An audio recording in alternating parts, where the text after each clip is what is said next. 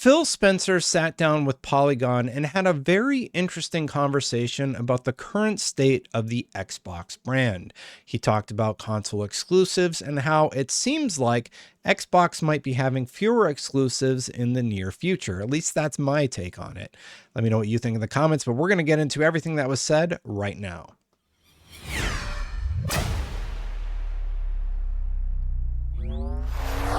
So this entire interview is about the exclusive angle that Xbox has targeted and how that might be changing in the future. I'm going to do another video later today about the strategy of the console and how that is likely going to change. Man, it's been a lot of Xbox news, but in this conversation, Phil Spencer talked about the cost of making games today. The math on making a game has definitely changed. For Spencer, the path forward is to abandon assumptions about exclusivity and attract new customers who have cooled on the console experience. Spencer says it can cost $300 million to build a video game.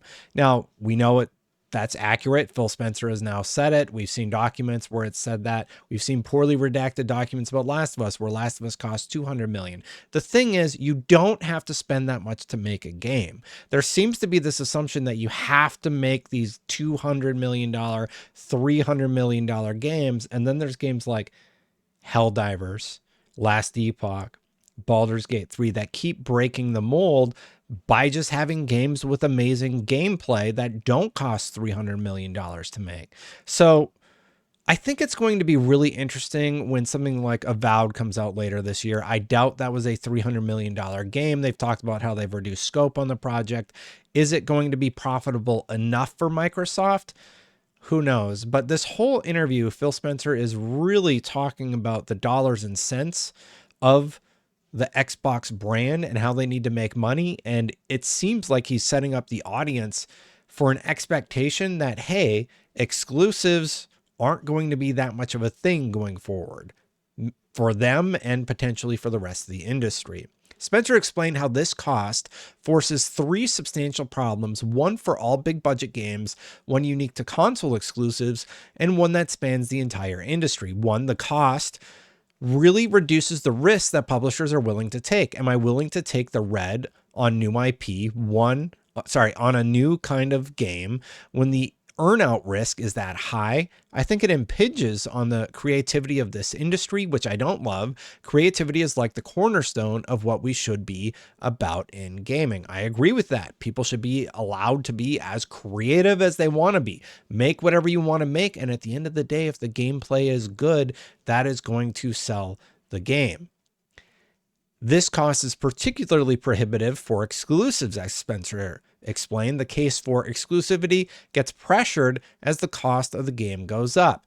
Sony is seeing this, obviously, as they attempt to release more games on PC day one. Microsoft has a multi-tiered strategy where they release on the Series X, the Series S, and they release on the PC all day and day, all part of Game Pass and all part of the overall Xbox strategy that they have been going for years. But it seems to be that he is talking about other manufacturers. You know who doesn't have this problem, though? Nintendo. So really all he's talking about is PlayStation and Xbox, and I guess a third party like Helldivers that would only release on PlayStation and PC.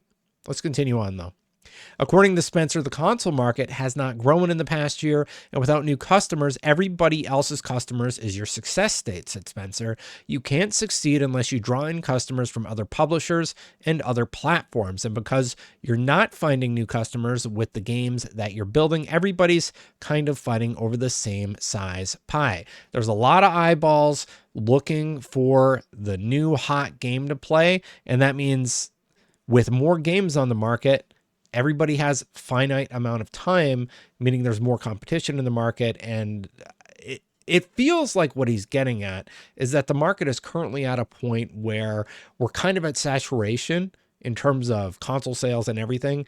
And he does talk later in either this interview or the other one about how PC is picking up steam. Get it? Well, console is obviously softened across the board. Everybody is lowering their trajectories. I'm not lowering my trajectories for how many subscribers I hit that subscribe. I hope it's that subscribe button, hit that bell, or hit that like button if you already subscribed, though. Let's continue on.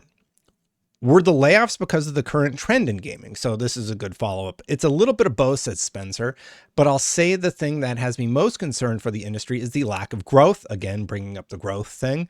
And when you have an industry that is projected to be smaller next year in terms of players and dollars, and you get a lot of publicly traded companies that are in the industry that have to show their investors growth, because why else does somebody own a share of someone's stock if it's not going to grow?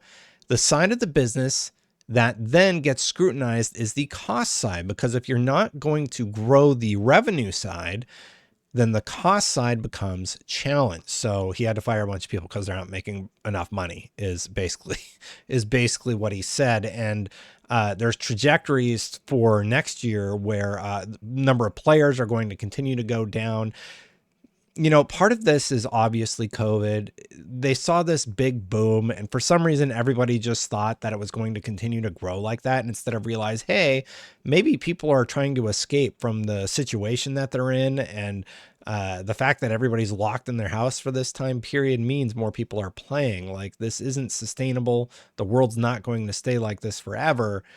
And it's really unfortunate that it ended up being the employees who ended up suffering for that. And Spencer actually talks a little bit about that. We're a business, I've said over and over, I don't get any luxury of not having to run a profitable, growing business inside of Microsoft. And we are that today, but just across the industry, you mentioned it. And in sitting here at GDC, I reflect on friends of mine in the industry that have been displaced and lost their jobs, and how just, I don't want this industry to be a place where people can't, with confidence, build a career. So that's why I keep pivoting back to, how does this industry get back to growth? But to your question, for us as Xbox or any of the teams that are out there, it is really an outcome of an industry that's not growing. It can grow and it will grow again, but you see this time right now, and the implications have human impact, and we should all reflect on that and think about it. They do have human impact. And it is really saddening to see the state of the industry. I do hope we get back to growth. But everybody has recognized that the console market has not been growing for years. I've talked about how the PlayStation 2 has not grown, and it's why I'm so positive about the possibility of Xbox getting into the handheld market. Xbox needs to do something drastically different. The console situation clearly isn't working for them as they intended, and it seems like Phil Spencer is starting to think that also, and wonder, hey, well, what else can we do that's sort of different? So they're going to do the next most powerful console for people who like the console, but they could also be doing this handheld thing, which I find very intriguing. And it seems like the internet is mostly on board with, like a companion to the console, so you can have the latest and greatest in terms of tech, and also have a piece of hardware. That's really, really interesting. And we're going to talk about how that next console might be more like a PC than it is a console. He continues on. As we talk through Microsoft's plans for growth, both with the company and the wider game space, Spencer continually returned to the idea of exclusivity. Consider 2 years of lack of growth in the gaming industry at the top line. You start to ask yourself, well, I don't want to grow at the expense of the industry. I want to grow as part of the industry. And what do we need to do as an industry to get back on the growth path? And to me, he's just saying, well, what we're going to do is release our exclusives on other platforms, at least the 4 that they've mentioned. And if you're an Xbox fan, to me, Spencer has made it very clear in this interview, in the interview a few months back, that exclusives are going to be going to PlayStation in the future. I don't know what just happened with my desk. But yeah, it does seem like it's going to be a thing. And here's the last big one. I will say every decision we make today and tomorrow is for the better of Xbox. I know sometimes things get weaponized, that there's some evil in the background that's making us do things. Phil hates exclusives, and that's why we're like PlayStation and Switch now. Every decision we make is to make Xbox stronger in the long run. It doesn't mean everyone's going to agree with every decision we make, but it is fundamental for how we make decisions. For Spencer moving forward, moving toward the future is about walking in some part away from exclusivity. That's Polygon's Chris jumping in and putting his take on the conversation. This notion that Xbox can only be this one device that plugs into a television isn't something we see in Gen Z research, because nothing else is like that for them. Some of them will have an iPhone, some will have an Android, but all the games and everything is the same. I can still get to TikTok on both of them, at least for now. All of their stuff is available wherever they want. So for Xbox, our brand pivot as we attract and maintain relevance with a younger audience is Xbox is a place where I can find the great games I want to. Long story short, he's going to get into it a little bit more in the next interview, but this one is strictly focused on the exclusivity angle. And my read on this whole situation is get ready for Xbox games to be on as many platforms as possible in the near future. Obviously, he said Indiana Jones and Starfield won't be that. I would be very surprised if he went back on his word this year, but he has proven to be very tricky with how he says things.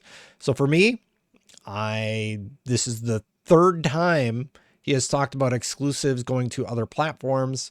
I know he's talking about Steam, but top of mind is PlayStation 5, and it seems like he's setting expectations straight in this one.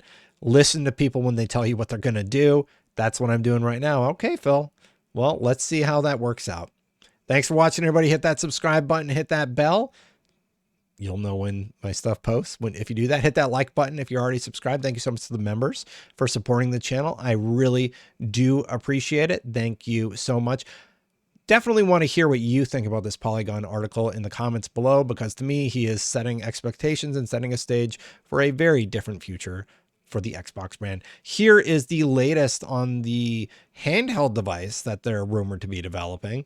Check that out, because I think that's pretty compelling. Let me know what you think. I'll see you for the next one. Bye for now, everybody.